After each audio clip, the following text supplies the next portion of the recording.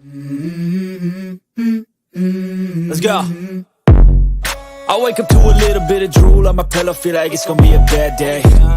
Yeah, I'm tired of shit, and the coffee ain't hit yet, damn, ain't that great. I don't wanna go to work, cause my boss is a jerk, and I'm not even that paid. I need a change in my life, cause I don't feel alive, and there's nothing that makes me happy.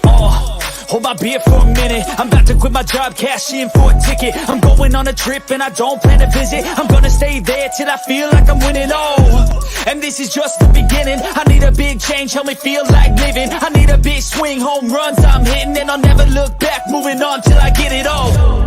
And we all got dreams, we all want things, but what you gonna do for it? How you gonna move for it? What you gonna be? And do you believe you can do anything? But what you gonna do for it? How you gonna move for it? What you gonna be?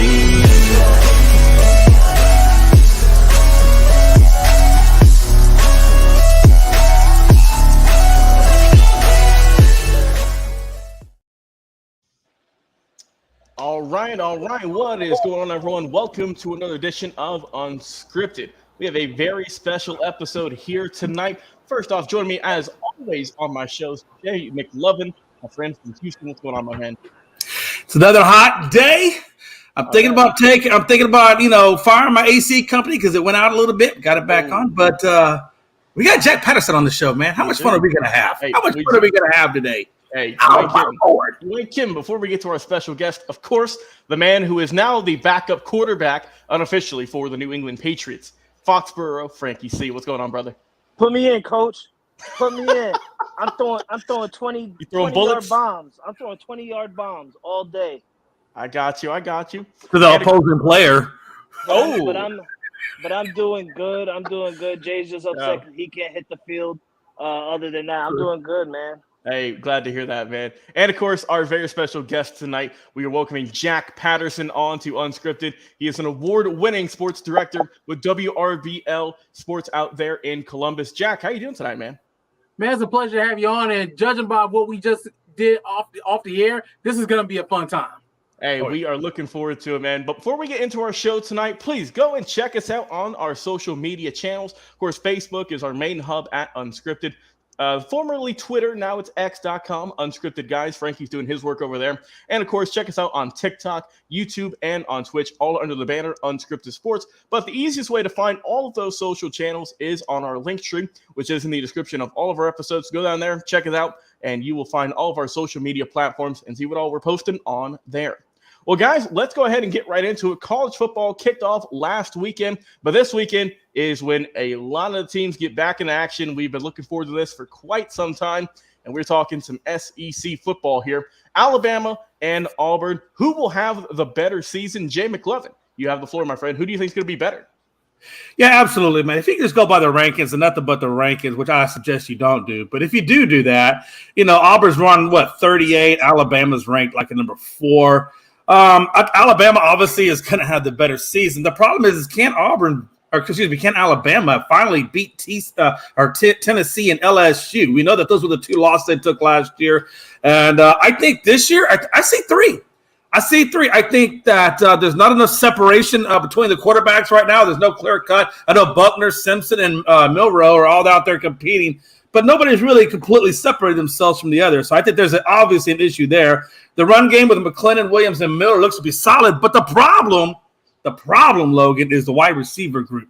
Now, last year you had Bryce Young, which kind of covered up that weakness in that team. However, that does not appear to be the case this season, and I think the wide receiver group is the one that gets exploited, and I think they're going to have some issues. So, absolutely, I think Bond and Brooks are going to have to step their game up from what they did last season. But I fully expect Alabama to be around ranked number 4, stay that way. I think there's a couple other teams, one of them which we're going to talk here in a few minutes, that are just a little bit better than they are. All right. And Frankie, we do know you're an Alabama fan, so kind of a bit of a loaded question. But, I know you think your team's going to go undefeated, but how do you think Auburn is going to do should be, I think, the question for you. I don't think Auburn is going to be that well. I mean, I feel like they'll be a little bit better than what they were last year, but I'm not going to expect that they're going to be a playoff team or a conference a championship team or anything like that. I do think they'll be just a slight bit better. On Alabama's part, though, I mean, I'm not going to say they're going undefeated, and I can't sit here and say that they can also make it to the championship as well. So we've seen what happened last year, and that was with a team that they actually had stars on there. Like Jay said, they don't have the wide receivers that they had last year. They don't have Bryce Young. They don't have their running back. I mean, this is a whole different Alabama team that we're going to look at and see and witness. The real question is, can Nick Saban control this team and get this team under control? We've seen Nick Saban, pull out magic with unnamed quarterbacks and unnamed receivers and stuff like that. But this time around, like Jay said, Alabama lost to LSU last year. They lost to Tennessee. It's a really tough matchup for Alabama now, not having any big name players on that roster. I can't wait to see it. But you already know me, baby. Roll Tide! I knew it was coming. I knew it was coming. Oh, Jack Patterson. How are these teams going to do? Will Nick Saban reign supreme, or do you think Hugh Freeze will surprise some people with Auburn this year? I got to be honest here, because a lot of people are doubting Alabama. And I've learned in my time covering college football that if there's one thing that you don't do, you don't doubt Nick Saban.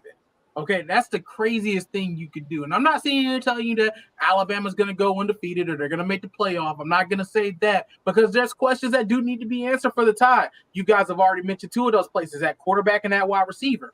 But you're talking about a team that's also going to be having a new offensive coordinator in Tommy Rees. Bill O'Brien, he's back with your Patriots. So that's something that I'm going to be having my eye on as well. And keep in mind that we talk about, Alabama having a subpar year last year. They lost twice. They lost to Tennessee and LSU. They lost to Tennessee by 3 on the road, and they lost to LSU in overtime by 6 in Death Valley. I don't really call that like god awful terrible. So they have to show me that they're not as good as they've been in the past. Okay, I'm not saying, like I said, I'm not sitting here telling you that Alabama go bet the house on Alabama, but I'm also telling you that I feel like the rumors that are demise is unfounded as of right now. I have to see more that, okay, maybe they're not playing up to par. Like if we get into November and Alabama's already got 2 losses and they're not by 1 possession, okay, then maybe we can have that conversation. But I think it's too early to have that conversation. As for Auburn, a lot of people are not high on this team, and it surprises the heck out of me. Like, just being up close and personal, around this team is part of my job. We're talking about, this team lost 20 players in the transfer portal over the offseason. They also gained 20 players in the transfer portal. And I really think they addressed some areas of need, primarily at the wide receiver position. They got a lot of talent there. They got a lot of talent on that defense too. I'm interested. I think 8 to 9 wins is a solid benchmark for Auburn this year. And I really think they can attain it. If they can go, 8-4, 9-3, I think that's a solid first year for you. Talking about a team that went 5-7 last year. I think there's a lot of improvement. I think Peyton Thorne's going to be a good quarterback under Hugh Freeze's system. I really think Jarquez Hunter, now that he's back on the field, I think that's going to be big for the team. I really think I've got high hopes for Auburn. I think they'll be I'm not going to tell you that they're going to win the SEC West, but I think they're going to pull off a couple upsets. My thing is, if I'm Alabama, I'm Georgia, you both have to come to Jordan-Hare this year. And weird things happen when those teams have to come to Jordan-Hare. Look at the prayer of Jordan-Hare, the kick 6. A couple years later, when Auburn beat that loaded Alabama team with Mac Jones, what I'm telling you is, it wouldn't surprise me if one of those teams got upset in Jordan-Hare this year. Jack, man, that's one question. Jack, I don't know about you, man, but now the SEC is going to be taking on Texas and Oklahoma. September 9th, you come in to play the Longhorns, Sarkisian. I mean, they actually got Texas ranked in the top 10. How do you see that game and the anticipation of Sarkisian going back to play his old master, Nick Saban? Well, let's take a look back at what happened inside of DKR Texas Memorial last year. That game was a lot closer than everybody thought it was going to be. Alabama was able to pull it out in the end, but I think that Texas is going to be better than they were last year. But Another thing I've learned in covering college football, it is insanely hard to win a game in Bryant-Denny Stadium. Like, I think the last time they lost in Bryant-Denny was when Joe Burrow beat them back in 2019. 2019, I believe. I think that's the last time they lost a game inside Bryant-Denny. So that's a tall ask. I know that there's questions surrounding this Alabama team, and I do think Texas is going to be better. But I feel like this is one of those cases where you got to show me before I believe. So I agree with what you're saying. Absolutely. And that's the thing, too, Jack. I mean, you guys got to play Tennessee, LSU, Texas, and A&M. And you all know that A&M gives Nick Saban fits. They give him fits. So I think that's 4 really strong games. I think you got to at least take 2 out of those 4 to have a solid chance at the national championship. You got to take 3, Jay. But I mean, I'd say that. But if you can get there, what is it, a 10-2 schedule, whatever to get. If you take 2 losses, your 2 losses are out of those. Because I think those are the 4 losses, the potential losses. And I think if you can take 2 out of those 4, just drop 2, you'll still make it an SEC showdown, and you can still win it and get back in there. But I definitely think you got to at least at bare minimum take 2 out of those 4.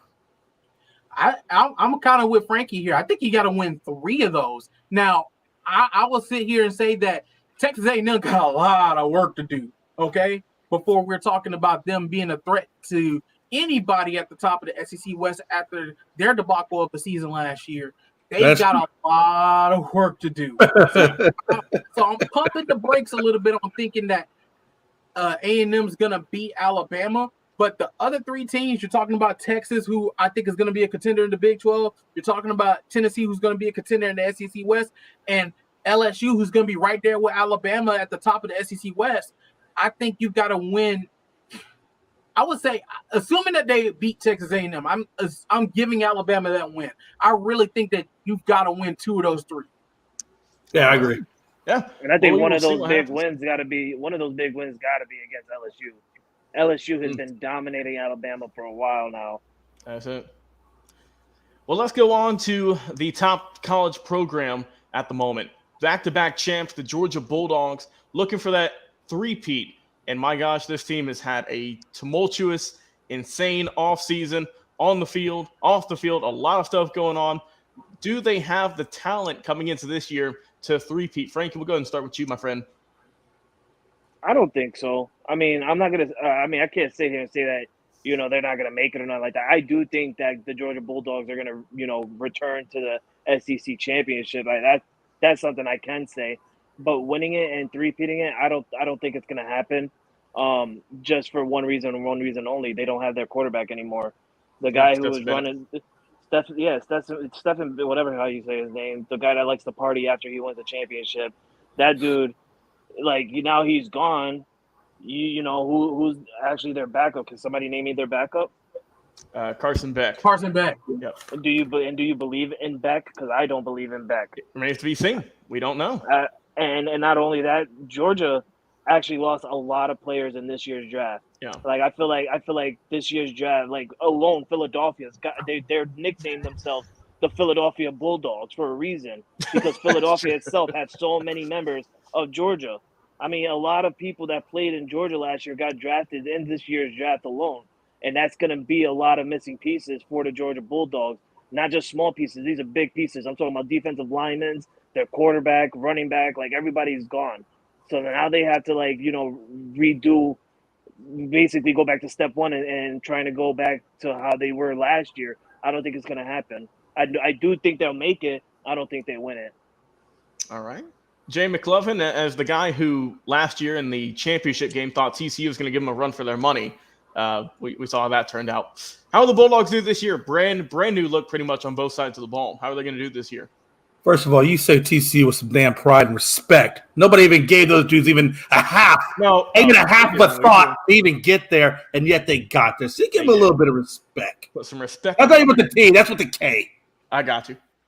Look, man, I got to tell you about this Georgia thing. You guys don't even know how crazy this is, man. Think about it. What has Nick Saban never done? And this is the great Nick Saban. He's never got a 3-peat.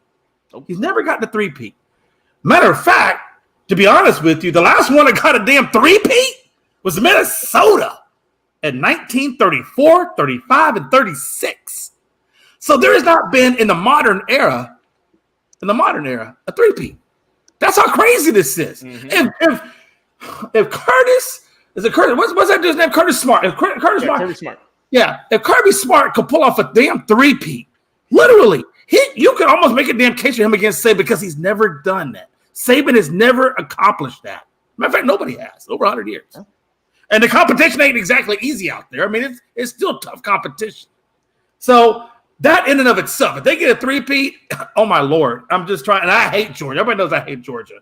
Don't get me wrong. Jack, I know you're from there. Look, I spent 15 years there in the military.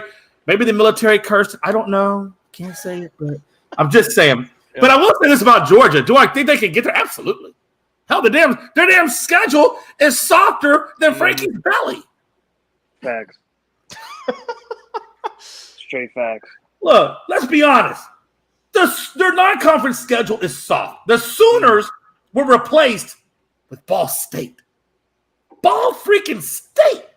Then if you look at their home schedule, what do they got? UT Martin, UAB, Georgia Tech, South Carolina Gamecocks, Kentucky Wildcats, Mizzou, and probably the one that will give them the most fits out of that would be Ole Miss. That's it. Then you go on the road, and what do you got? Auburn, Tennessee, Vanderbilt on the road, Florida and Jacksonville, Tennessee, Florida. Those are probably your two biggest ones right there. Auburn, not really so much. I think they're going to mollywop Auburn. But Tennessee and Florida, those are your two big games in their whole damn schedule. And I got to be honest with you. Frankie said they lost a lot, and they did lose a lot. But you also got to understand that 4 out of the 5 tacklers are back. 4 out of the 5 top tacklers on that team are back. The offense should be explosive, and they have a deep wide receiver core. I fully expect Kirby Smart to have this team 100% ready to go, locked in, dialed in. And honestly, I mean, there are some teams out there that could probably put a stomp on them. But I do fully expect that I think Vanderbilt has the best chance to do the three-peat. If anybody could do a three-peat, it's going to be Georgia this year. And I do think it's very realistic that they could pull it off. Also, TJ, they got Brock Bowers, who a lot of people say is one of the best tight ends in the country. So maybe I think the offense is going to be explosive still. Like I said, we have Carson Beck. We'll see how he can do. I mean, heck, no one thought Stetson Bennett was going to win 2 titles, but look at him. And like I said, I think this team's still got some really good talent year by year, and we'll see if they can get a three-peat. Jack Patterson, how will the Bulldogs fare in 2023? That's because Bennett was on that team for like 8 years.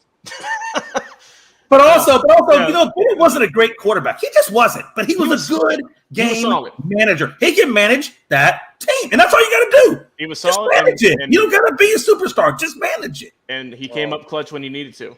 He did. That's what you need. Hey, you know what's better than a bulldog? An elephant. Roll Tide. Golly. Jack Patterson, help me out here. Are the Bulldogs going to get a three-peat this year? Fortunately, living down here in Columbus, I get to deal with a whole bunch of that. So, Frankie, I'm used to it. It doesn't faze me. What I will say is that, we talk about, how many people has been drafted from Georgia. We got to keep in mind, it was the same exact situation last season. The only difference was they still had Stetson Bennett at quarterback, but they had like 15 players drafted in the 2021 draft. And then they had 13 players drafted in last year's draft. So it's the same exact situation basically that they were in last year. And one thing I will say about Georgia, and Kirby Smart's gone on the record saying this, is that the best thing about Georgia's success the last few years is the extra practices they get at the end of the season. Because he says it's not necessarily for his current players, the players that are going to be playing in the playoff and the national championships. It's going to be for the freshmen and the new players that are coming in. They use those practices to get those guys reps. So they're already getting reps. And that's how they're kind of, keeping the factory going, if you will. Mm-hmm. So they're good. Granted, they've lost a lot of players, okay? There's no secret about that. But there's a lot of players who are now getting the call to go out there and be those guys. You talked a little bit about Brock Bowers. This is going to be his junior season. And right behind him, so there's no Darnell Washington. He's in the pros. But you got Oscar Delp coming right behind him to fill that role. You talk about Kenny McIntosh going to the pros. But you got Kendall Milton going right there. Now, I will say the running back room just took a hit with Branson Robinson going down with that patella tendon injury. But there's a ton of running backs in that Georgia room, and there's going to be somebody that we probably hadn't even heard of yet that's going to come up and show out. So I think as far as Beck goes, we've seen him, a little bit because, there's been a lot of garbage time in UGA games recently. So we got to see him included for basically 2 quarters in the national championship game. So we've got to see bits and pieces of him, and, we've seen some things, but this will be the first time we really get to see him. I think we'll be fine. And not only that, you got a couple of 5-stars and Gunnar Stockton and Brock Vandergrift that's coming in behind him. So I think UGA is fine, not to mention Dylan Raiola coming in next year. So I think UGA is going to be fine in the quarterback room in the future. And then on the defensive side, you're talking about Columbus's own Michael Williams. He's going to be a problem on that line. You got Jamon Dumas-Johnson. He's going to be there as well. So there's a lot of good pieces that are going to be on this Georgia team. So I still think Georgia makes the playoff. And honestly, I do think they make it to the national championship game. And I give them a solid chance to win it. They are my pick going into the 2023 season. But at the same time, just as well as I know, you all know that anything can happen on any given Saturday in college football. So I do think that the one place that I'm really intrigued to see is the wide receiver room for UGA, because you got to remember they lost. I cannot remember the wide receiver's name that always made those big catches in the national championship game. His name eludes me. But do you know where he got drafted to? No, I'm not talking about the wide receiver. I'm not talking about he got drafted. He transferred to Texas. A.D. Mitchell. A.D. Mitchell. That's who I'm thinking of. He's over at Texas now. And, you're trying to replenish that, but you did pick up a couple of intriguing targets in the portal. You pick up Dominic Lovett from Missouri, and then you pick up Rod Thomas, who's a local product down here from Eufaula High School. You pick him up from Mississippi State. So I'm intrigued to see what this wide receiver room looks like, because if they don't miss a beat, I really think the offense is going to be just fine. Yeah, we'll see. Can I ask you something real quick, Jack? Sure. Do you like the transfer protocol? I have my feel for it. Like, do I think that it was necessary? Yeah. But do I think that it needs to be regulated? Yeah. So, like I said, I think it's a necessary thing, but I think that it just running wild like it is right now, I think it just needs to be toned in. Right. I definitely think the transfer portal and the NIL really leveled the playing field between the big universities that are always there, that everybody expects to be there, and the smaller schools. Now it gives the smaller schools a chance to fight back and actually be able to build their programs without the monster universities just crushing them every time. I think it really levels up that playing field. I can't agree with that. Okay. All right. We'll see what Georgia can do this year. Like I said, a lot of new fresh faces, some familiar ones coming back. And like I said, Kirby Smart still leading the team. So we will see what will happen. Go over to the Diamond now, talking baseball. The Atlanta Braves, like I said, they're still rolling right now. Best record in the league. Obviously first place in the NL East. But will their pitching crumble? Will they? We do know their starters, 1 through 3, always solid. But 4 and 5 here have always just kind of been hit or miss. Sometimes they do well, sometimes not the best. That's really about the only weakness in this ball club. So will their pitching crumble? Jack, we'll go and lead off with you. How will the Braves fare for the rest of the season going into the postseason? So, I mean, you've already mentioned it, that Braves hitting lights out. You don't have to worry about it. 1 through about 14, they're going to be just fine. And I really think that Strider and Elder and Morton, they're fine. They're a solid starting 3 in the postseason. And I think the Braves' biggest need is that number 4 pitcher. In a 7-game series, he's a player that can start a game 4. Like if you're up 2-1 and you're trying to get a 3-1, 3-1 series lead. And I'm struggling to think who that number 4 pick person would be. You could be Michael Soroka, I should say. It could also be Logan Landers. I'm about to say, throw me in there. I got a nice Why heater. not? Could you see? We now got coming to the plate, number 16. His nickname is Jelly Roll, Logan Landers. All right. What is with you, Jay? You're so disrespectful today. Jeez. You over there acting like you got a 12-pack or something. Hey, Jay, this ain't 93 like it was. Hey, listen. I would Oh. tear my Achilles even trying to get out of the bullpen. Okay, let's not worry about that. Jay would tear his Achilles getting off the bullpen cart. Let's just be real here. I actually did that on the golf course. It's not funny. It Oh, hurts. Jay will hurt his knee trying to get out of the dugout with those steps. yeah, Just but coming onto he'll the trip field. on. He'll trip putting his cleats on.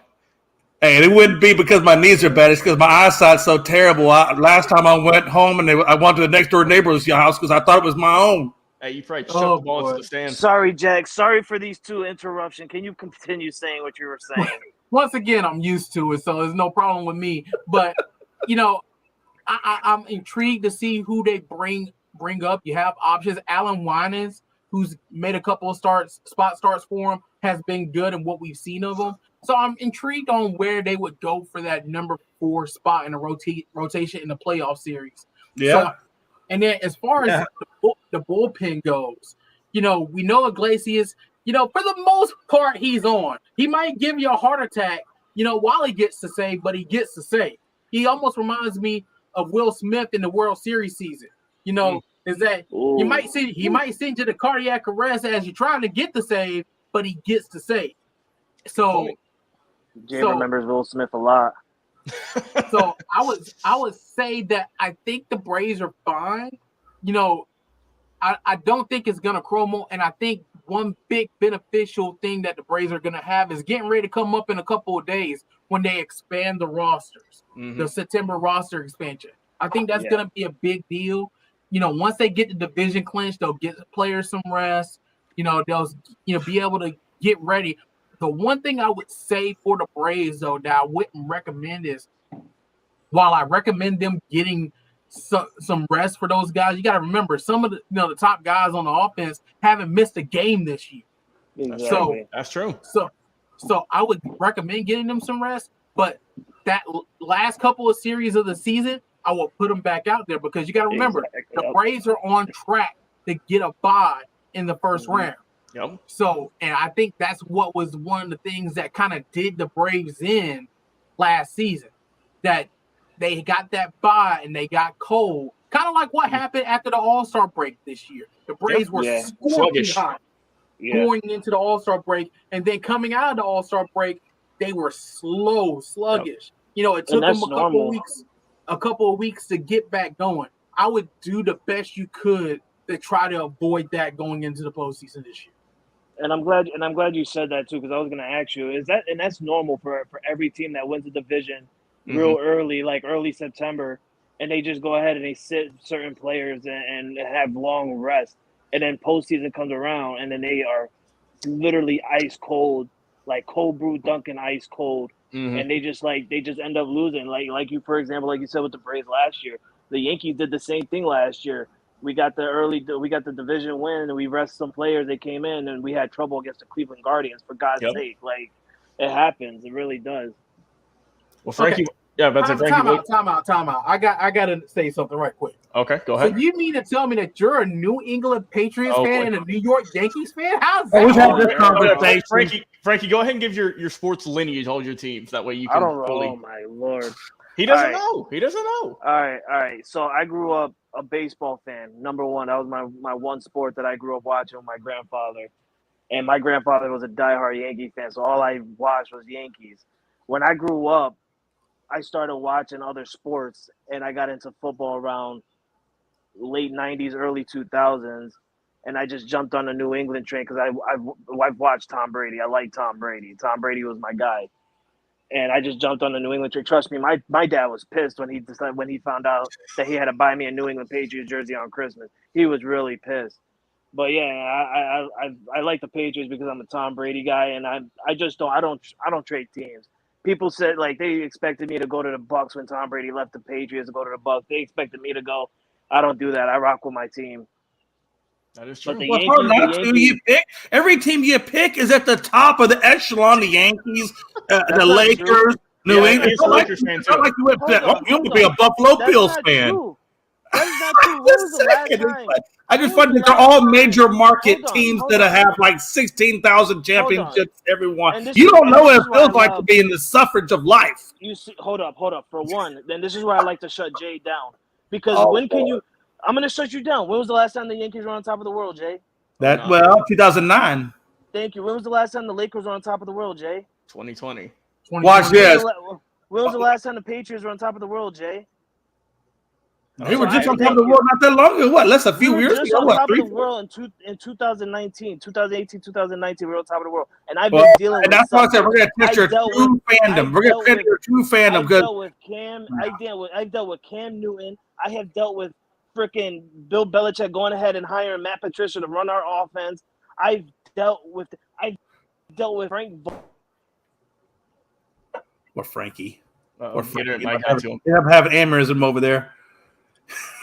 We'll get back in a minute. I can respect that, though. I can respect the fandom. I can respect the fandom. He does not waver. We can definitely say It's that. just weird to see it. You know, like you get it. New York and Boston typically, no matter what sport it is, they hate each other. Yeah. No, I agree with that. That's Like, why it's weird. threw me for a loop. I was like, wait, how does this work? All right, well, Jay, let's get back on topic. Let me get your thoughts, man, on this Braves pitching staff. How are they going to do going into the postseason? Yeah, absolutely, man. Right now, you guys are riding one hell of momentum, and that's half of it right there is momentum, right? Mm-hmm. There is the strength of your team is definitely not your pitching, although it's not bad, but that's not the strength of your team. The strength of your team is in your hitting. Like you're hitting the ball off the cover pretty much at all the positions, right? So your hitting can actually cover up. Because let's be honest, you're rocking a 3.82 ERA as a team. That's damn near 4. I mean, and then I'm not saying the Astros are any better. We're rocking at 3.78. So, but I will tell you what the two things, and I think Jack kind of mentioned or touched on it briefly, is your depth. You don't have a lot of depth. I mean, you got Fried, who just came back off injury, but he's doing well. You got Strider, who's doing well. I think Strider's got, a 3.46 ERA. And then I think Max Fried is sporting a 2.85. Morton, he's always been a 3.37. And then you got Elder at 3.39. So now Chirinos, even though he's on the IL, that dude, you need to cut dog water off of him. Yeah, you mentioned earlier heart attack on the mound. That dude, I never trust him. Oh, yeah, absolutely. The problem for me is when I start looking at your bullpen, right? Like you got a pretty good closer in Iglesias. I mean, I think he's rocking a 2.8 something ERA. So you got a good closer. When I look at your bullpen, you got two good, solid bullpen guys, right? Jimenez, who's got a 2.56, and Yates with a 2.84. Those are your stud relievers. But once you get past those dudes, now you're looking at the high 4 or mid 4s, mid to high 3s. I mean, honestly, and I've said this before, I feel like with the Braves, if I can get to your bullpen, now, again, you do have two good studs there, but you can't use them the whole time. So if I can get into your bullpen, and if it's a 1-run game, 2-run game, I know damn good and well that the Astros got a pretty damn deep hitting core that we can get to you. So that's the problem I see with the Braves. The only problem I see with the Braves is your lack of depth at the bullpen. And I do think you need one more starter to fill in on your starting rotation. And I will tell you that like I said, the Angels just let go of 2 starters. I know one of them was Lopez. He's pretty decent. I might go pick him up just for depth. That's not a bad option. I'll say this about the Braves' depth too in the bullpen. I think the Braves really miss having Tyler Matzik, who was the hero in the bullpen in 2021. He's out injured this year, so you don't have him, which is a big blow to the bullpen depth. I will say that the 2 trades that the Braves did make, they weren't really active at the trade deadline, but the 2 they did make were 2 relievers from the Rockies, and you probably wonder why on earth would you trade for relievers from the Rockies? Right. I would say that they've been probably 2 really good arms out of the bullpen since they've gotten here, and you got to also understand one thing I've learned very quickly is that ERAs are inflated in Colorado. So, because I was wondering, like, why on earth did we do this? And this is the only thing we're doing during the trade deadline. But they've both been fantastic. Pierce Johnson and Brad Hand have both been really good additions to that Braves bullpen. So I think if they can stay pitching well, I think that's going to help shore up those depth woes a little bit. That's the thing with pitching in Colorado. You mostly just have to look at the road stats because the home stats, we know they're going to be probably 450 to 5 to 5+. Not a pretty sight. But exactly. Hey, that's just how it is. And also, Jay, you mentioned the team ERA. Right now, the Braves have the 3rd best ERA, believe it or not, at 3.82. The Mariners, your division rival, they're leading the league with a 3.64 ERA, which that's crazy to me that is the best ERA in baseball is 3.64. I mean, that just looks at how good hitting's gotten over the years. I think a lot of that has to do with the pitch clock. I think pitchers are normally used to certain lengths, certain things that they do. They don't like to be rushed. They like to be methodical. And now they can't do that. They have to literally dial in with a certain amount of seconds. And I think them being rushed like that, I feel like it really has messed because baseball is all about routine. Yeah. They're little routines, whether it be a hitter or a pitcher. They all like their little routines. And when you just start messing with those routines, it really throws them off their game a little bit. And so I just checked, Jay. Last year's team ERA leader was the Los Angeles Dodgers. Their top ERA, 2.80. So we're almost a whole run higher almost from this year compared to last year.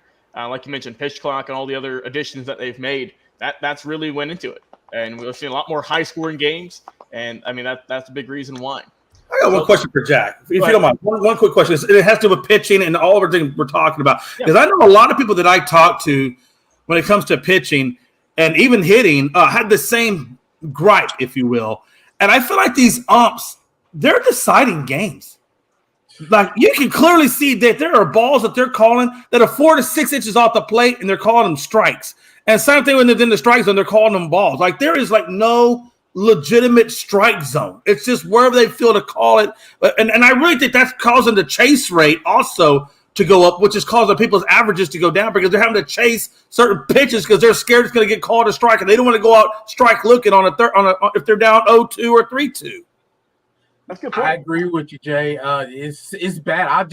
I earlier this morning when I was at home, I was looking over the ump scorecards for the last couple of days, and some of this stuff is egregious. Now, you're talking to a guy whose dad was an umpire, okay? So I have all the respect in the world for an umpire. Right. But at a certain point, we've got to admit there's a problem. And there's a problem in Major League Baseball when we're seeing, on the regular, I'm not saying that every ump's going to be perfect. I'm not expecting them to go out and call 100% games every single time out. That's unreasonable to think. But when you're talking about there's pitches half a foot off the plate being called for strikes, that's a problem. It is horrible. It happens to all of our teams, unfortunately. And until we get the robo umps here, probably in the next few years, it's not going to get much better. It will not get much better. But it's that human error element that diehard baseball fans enjoy. And it just seems like it's getting worse and worse each year, unfortunately. I don't think you get rid of the umps completely, but I do think you've got to implement some kind of electronic thing to where you can avoid situations like that when you've got pitches that are clearly balls. So are not changing the trajectory of games. And I'm okay with the robot just calling the ball and strike, and then letting the umpire make the decisions. Do you think? Like I just want to put this to mind. Like, do you think how pitchers have the new thing in their hats? The pitch com. Yeah, the pitch com. Yeah. Yeah, I think the umpire should get something like that in their helmet for like not a robot upstairs, but somebody's got to be watching this from upstairs, and they're clearly seeing the box that we see on TV. And for a fact that they know what's balls and what's strike. They should have something where they get calls from upstairs that tells them if it's a ball or a strike. And then that's when they go ahead and they do it from the field. That's actually not a bad idea. That's one. I would put that too. That's actually really solid. Yeah. I think also too, another idea I've seen people throw out there. What about because I know you can't challenge balls and strikes, but what if you could? What if you get the option to, if you want to go and challenge a call, if it's like you said, a half a foot off the plate, go and challenge it, and if not, they just kind of reset it. My biggest concern with making it an actual challenge, I actually like Frankie's idea a little bit better to where the ump just hears it in his ear. I'm with that. Because I feel like challenging it slows the game down. The whole point of it is to speed the game up, right? So I like Frankie's idea a little bit better, where if you've got somebody kind of like how the NFL has a replay guy in the booth, say, hey, we need to look over this, just say, hey, that was a strike, make that call, Yeah, and I actually think that's faster than a challenge anyway, because if you got two sets of eyes watching the balls and strikes, you're not really going to need it because that dude already has the ability right there, to see. Because I'm sure they have the little white box if it's in that box or not in that damn box. Yeah, just get him a spotter. That's all you. Just get him a spotter. Exactly. Pretty much. Give me a spotter. Kind of like I agree with it. That's actually the best idea I've heard. MLB, if you're listening, we're here. See, we are here. We're not all dumb in New York. You're not dumb. You're just confused. No, nobody said that. I definitely didn't. All right. Let's go. Let's talk some basketball. Of course, we're in the off season. The FIBA World Cup is going on. USA got the win the other night. Let's talk about the Atlanta Hawks, team that was disappointing last year, infuriating to watch. Just, oh God, every other night I watched them, it was just up and down and all around. I think there's one stretch, guys, where it was like through 22 games, they went back and forth between wins and losses. They couldn't get a streak going. Just frustrating to watch. So what do they need to do this year? Obviously, the offseason, they've got most of their guys set. Quinn Snyder's going to be leading the charge for the whole season this year, as opposed to just a handful of games last year. What do they need to do to get back to maybe that top 4, top 5 seed where a couple of seasons ago? Jay, I'll let you start things off. Yeah, well, at least I like Quinn. I felt like when he was in Utah, they kind of got a little stagnant there for a while. So sometimes a fresh place can kind of reinvigorate you. I think Quinn is a good call for a coach out there where you guys are. The problem I had with the Atlanta Hawks a lot was chemistry. I felt like you guys, didn't have the greatest of chemistry. I felt like Murray wasn't kind of wasn't being the. I kind of feel like Murray needs to be more of a focal point. Not to take anything away from Trae Young, but he needs to be more of a focal point. Clint Capella was a rocket. I know Clint Capella real well. He's a decent center, nothing extremely great. Sometimes he'll give you 11 rebounds, and sometimes he may only give you 4. So I look at your your depth and your bench behind your starters, and it really is. I mean, outside of Brogdon, everybody else is just kind of a 4-point guy, 5. I mean, you really don't have a lot of depth in your bench. So if I see the Atlanta Hawks, I'm looking at number one. If I'm Quinn Snyder, we got to develop our chemistry. I got to find a way to get Murray more involved, and then I'm trying to figure out what do I do with my bench. I feel like you just need more on that bench. Yeah, not a bad option. See that's all valid. Jack, I see you got the Atlanta Hawks T-shirt on. So, what do those teams need to do, man? This thing's a throwback. This is a Kent Bazemore shirt. Oh, okay? Kent Bazemore. Wow. I haven't heard that name in a minute. But I will say this is, I think the number one thing I think is a full season under Quinn Snyder. It's a radical thing that the Hawks did last year, replacing the coach in the middle of the season. Yeah. Normally they'll just have an interim coach to finish out the season, but actually hiring the coach. And I think it was a smart move because I think Snyder was going to be a hot commodity on the coaching market this year. So I think it was a really smart move to go ahead and get him in. And I saw some flashes of things that I really like to see from the Hawks on the back end that kind of gives me a little bit of faith in this team going forward. And I really think we just got to kind of get everybody. I think the chemistry point is an excellent point, and, when you talk about Capella, and I love Capella, okay? I love Capella. But I think it's the point where you make a flip, okay? I think you start working on getting Onyeka Okongwu starting in that center spot and have your Capella be your reserve guy. Yeah, I can see that. I think if you flip that, I think that's going to do much, much better things for the team moving forward. I think if we can get a healthy Bogey Bogdanovic, we forget, in that year that the Hawks went to the Eastern Conference Finals, we forget how good he played, okay? And I kind of like the 6-man role that he started to assume in the back end of last season. I think that's to have somebody like him to be a 6-man, that somebody that can hit a clutch 3, kind of remind me a little bit of Jamal Crawford back in the day, where he could come off the bench and, be that spark that you need late in the game. So I really think that's a good place. I want to see what Saddiq Bey does. A lot of people forget we traded for Saddiq Bey last season. No. So I'm really interested to see how he plays in this system. And, just with the chemistry, obviously with Trae and DeJounte, getting all that chemistry, there's no more John Collins there. So, that's going to be a difference. But I'm really interested to see just how it all meshes together now, especially under Snyder, a proven coach, a coach that can win, that we know that can win. So I really, hoping that, getting a full off season, everybody kind of knows where we're going with this. Just see if everything can just mesh together now. It's got the time. Everybody was impatient, especially in the middle of the last season when we were on that streak where win one, we lose one. We win one, we lose one. Everybody was impatient, wanting to see results. I think now that you got Snyder in, you get the chance, full off season, full summer league. I like the draft picks. I like the Kobe Bucket draft pick from Michigan. I'm really interested to see where we go from here. Yeah, and also this is a super young team as well. I mean, they were young last year, but this year they got even younger. Obviously, they just picked up Wesley Matthews the other week, solid 3-and-D guy. So we'll see what this team can do. I don't know if they're quite there yet. I still think they've got a couple more years to develop. But like I said, I think that they are building, like I said, that chemistry, the big word there, to go for a deeper run in the near future. I'm not sure if this year is going to be the year, but I think they are going to be a fun team to watch. Frankie C., how's Atlanta going to do on the court this year for the Hawks? I mean, I don't think the Atlanta Hawks would be too bad.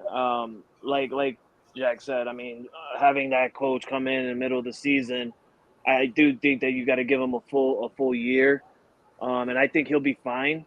Everybody's forgetting that he was a good coach before he left and was looking for another job. He was fine before then, and I think he'll work around with Ice Trey and Capella and everybody like that. You guys like Capella, I like Acapella. I like to call him Acapella, but. I think it'll work out really well for the Hawks. This is a team that actually had to go in the play-in tournament after, everybody looked at them probably being a team that's not even going to be in the play-in tournament, and they ended up winning and being in the 7th seed. So, I mean, if they can do something like that, I feel like they can actually be in the playoffs next year. I'm not going to say they can make the championship or the Eastern Conference finals, but I definitely do think that they could be a playoff team and actually, contend against some of the best. Not Boston, not you could probably face off really well against Milwaukee. I'm really having my doubts against Milwaukee. Chris Middleton always getting hurt. Giannis is getting hurt in the playoffs now, ever since after winning a championship. So I think you guys can fit well with them. You guys easily could beat the Knicks. We've all seen that before in the playoffs. So you guys could beat the Knicks. But yeah, I think I think Atlanta would be really well. Well, Frankie, I just need more of a main streak out of Capella. I've never seen that man with a main streak, and I feel like if you're playing down low or if you're playing that center position, you got to have a main streak. And the day I see Clint Capella develop a main streak, that's the day I'm going to say Atlanta has a real shot. All right, hey. I felt the same way about him when he was in Houston. I said the boy, he can block, but sometimes I feel like he disappears. I've seen Capella just disappear, fade out, not be an important part of that team. I saw it in Houston, and I've seen it in Atlanta. He just needs to develop that eye killer instinct. I'm going to go out there and be the man. Hey, we'll see if he can He's do it not the this only year. one either. He's not the only one that done that. Bam Adebayo is the same way. Yeah. Oh, Bam does the same Bam. thing. He does. Yeah, we've criticized Bam heavily on the show, and that's for that. Another reason. Solid player. We're not saying he's not bad. He's a good player. Like I said, he's got to have that mean streak though, down low. All right, final topic of the night, fellas. Going back to the gridiron, are the Atlanta Falcons the favorites in the NFC South in a completely brand new division this year? A lot of brand new quarterbacks, a lot of brand new players. Are the Falcons going to be on top, or is it going to be the Bucs, the Saints, or the Carolina Panthers? Jack Patterson, you have the floor. I would love to know if this is the first time that every team in the division has a new starting quarterback heading into the new season. Okay, because Tampa's, every team week one starter last year is not back this year. It is the wildest thing to me. As far as the Falcons go, I think all the talk you hear is about the Saints and the Panthers. And, the Saints, obviously, they signed Derek Carr. And, the Panthers obviously drafting Bryce Young. And, and both of those teams have made a lot of improvements to try to get their teams to where they want to be. But I think a lot of people aren't talking about what the Falcons did this offseason. I think more people are talking about what the Falcons didn't do this offseason go get Lamar Jackson than what they did do. And for the record, I am one of the people who thought that they made the right decision by not going to get Lamar Jackson. And not because he's not a good player, because I think the world of Lamar Jackson, okay? I really do. But the way I saw it is that the Falcons just got out of salary cap jail with Matt Ryan and Julio Jones' contract. The last thing they needed to do was go right back in it with a big contract of Lamar Jackson when you got so many things that this team needed to fix going into this year. Okay, I felt like you would have just had a good quarterback and a good nothing else if you signed Lamar Jackson. So I really think the Falcons went the right way. They went to free agency. They shored up a lot of places, and then they, shored up some more places in the draft. Obviously, the draft pick with Bijan Robinson, Drake London, the top draft pick from last season. And then they go into the free agency market. They go get Calais Campbell. They go get David Onyemata. They go trade for Jeff Okudah. They go get Bud Dupree. This defense, I feel like, is going to be light years better than where they were last year. And the offensive line was really coming along. That's why the run game was so good. And now you've got 3 really good running backs. You got Bijan Robinson. You got Tyler Algier, who ran for 1,000 yards in his rookie season. And you still got Cordero Patterson there as well. I really think that this team is going to surprise a lot of people. I honestly think that you can utilize Robinson and Patterson in the pass game now because the run game is so potent. You can have Algier run, you can have Robinson run, you can have Patterson run, and then you still got Drake London. You got Matt Collins, who is kind of he used to be with the Raiders. So you have him too. You got Kadero Hodge, his speed on the outside as well. So I really think, I'm not sitting here and tell you that, go Falcons fans, go book your tickets to Las Vegas for the Super Bowl. I'm not saying that. But I do think that a lot of more attention should be on the Falcons, and honestly, with how down this division is, there's no clear favorite. I honestly would pick the Falcons before I would take a team like a Saints who's got to deal with a lot of injuries and lost a lot of talent on the defensive side of the ball. And I would take them well over Tampa Bay because they just got a lot of work to do down there. Carolina, I feel like Carolina and Atlanta for me are the top 2 teams in this division. Interesting. All right. Jay McLovin, after you just got done scolding Blue, how the Falcons going to do this year, man? Listen, man, the only reason that Blue's on the couch is, quite honestly, I'm scared of him. He's freaking big, and I didn't feed him yesterday. Jay, he's just excited because Houston just got back-to-back home runs on the Boston Red Sox. There you go. That's why he's excited. I was like, he was cheering. You go with that as much as you want. I know what that dog's capable of. The only reason I got that dog is because it's Melanie's protector, whatever. Okay. Here's the deal, man. When I look at the Falcons, honestly, you guys got some good pieces. You do. Pitts at your tight end spot. You know how good he is. Bijan Robinson, we all know him from Texas. You know how good he is.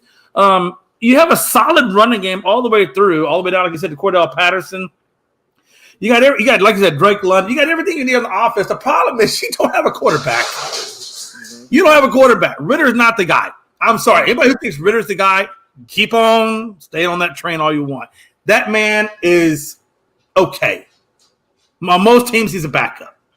So if you think Desmond Ritter's going to take it to the promised land, it ain't going to happen. And until you get a quarterback, either through the draft or free agency or what have you, you're not going anywhere. You're just not. And Okudah, this dude was injured 9 times out of 10 in Detroit. That's why he's not in Detroit anymore. The way I see this division panning out is I see New Orleans. I think Carr's going to do great things with Olave. And I think Kamara, when he comes back off suspension, or what he get 3-game suspension, he's going to be phenomenal.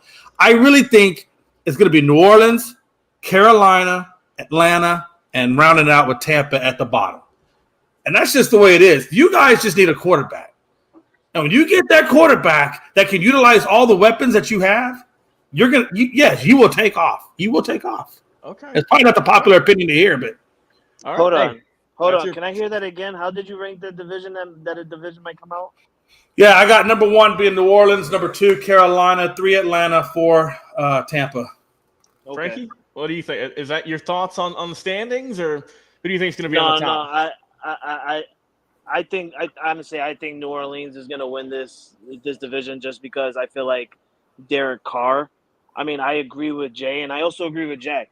So Atlanta, they got pieces the last couple of years. They got pieces to fill around. They got the wide receivers. They got the tight end in Pitts. They got the running back this year with Robinson. But I also agree with Jay. They don't have the quarterback, and I feel like that's okay. I mean, if they can get a couple of wins look better than what they did last year, that's totally fine. And next year they can somehow, some way, get into the draft and a good draft pick and get a quarterback next year. Because let's be real, next year is going to be a lot of good stud quarterbacks next year. So I mean, if Atlanta can wait another year and get that quarterback, I feel like Atlanta by next year, probably 2 years from now, they're going to own this division. Atlanta can really own this division. Not now because of the quarterback situation, but trust me, within a year or two, you get a quarterback next year, have him do his rookie year, then his first year pro, you don't know how he's gonna come out. He could come out balls blasting, he could go insane, he could go crazy. But like I'm saying, within the 2 years from now, Atlanta can really own this division. But for right now, I'm gonna have to give it to New Orleans just because of Derek Carr. I know Derek Carr a lot. I like Derek Carr. And I'm not even a Raiders fan when he was with the Raiders. I like Derek Carr. I like what he does. And I like what he can bring. And this was before injury and then after injury. I'm not 100% with Tampa Bay. We all know how teams look when post Tom Brady. Look at the Patriots right now. So I mean, look at Tampa's going to be. They got Baker Mayfield. Not just that, they just lost their center for the year. They just lost their center for the year. A guy that got hurt last year, who should have taken the surgery last year, decided not to, and look what happened again. You hurt the same damn knee. Now you have to get an injury, right? Now you have to get surgery, I'm sorry, you don't have to get an injury. I'm sorry, you have to get surgery now, and now you're done for the year. All right, and he's not even the main. He's the main piece that's out, but they lost 2 other linemen as well in Tampa Bay. So I mean, Baker Mayfield's in trouble.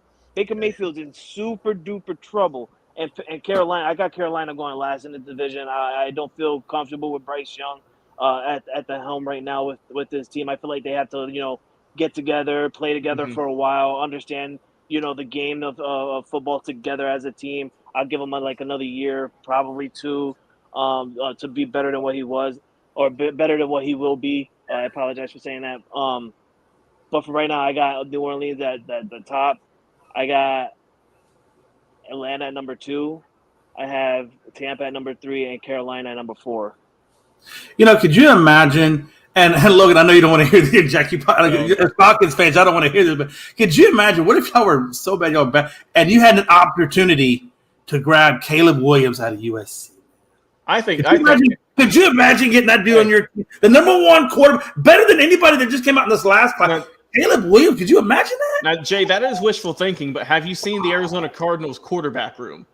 Or I should say lack thereof. Arizona's going to be dismal this year. They're going to have either, I believe, What do you mean? Trace McSorley or Josh Dobbs starting for the first 3 or 4 weeks. It's not even Trace McSorley. It's Josh Dobbs or Clayton Tune. Oh, sorry, yeah.